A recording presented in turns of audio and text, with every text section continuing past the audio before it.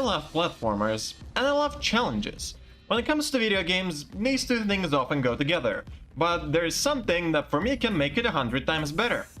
Online co-op. Unfortunately, most games only have 2 out of these 3 qualities, and the ones that have them all are quite sparse. But hey, they still exist, and today I want to tell you about what is Spelunky 2 and its co-op. Spelunky is great. It's one of those games which you play for the first time and die near immediately to something you didn't even notice, and then retry it over and over again until you fly through the levels at top speeds. It's a precision platformer with permadeath, so your every move counts to whether you die and start over or live another few minutes. Every time you get comfortable and finally get to the next location, you're always met with different enemies, traps, secrets, and much more. To help you get through every obstacle, you've got ropes, bombs, weapons, and upgrades that you can buy in the shop or find in the wild. The fun part of it is that if you're not careful, all of these things can also result in your death.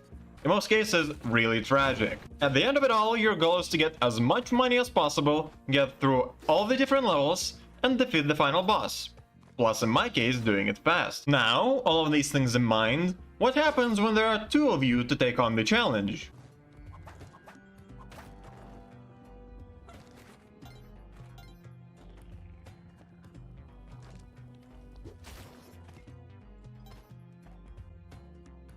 One of the largest benefits of co-op is that if one of you dies, the game does not end and there is a revival coffin on the next level. You might think that this would make the game trivial, but there's something that completely balances it out.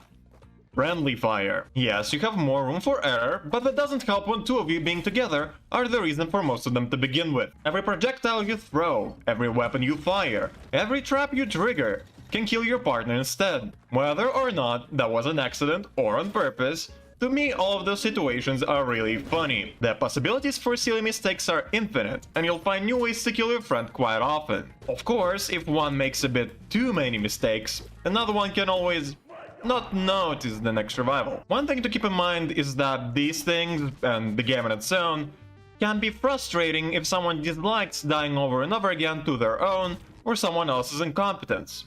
So be careful when you choose another person who you want to play this game with. But aside from that, the co-op experience is great, and I totally recommend it. Okay, that's enough Spelunky for today.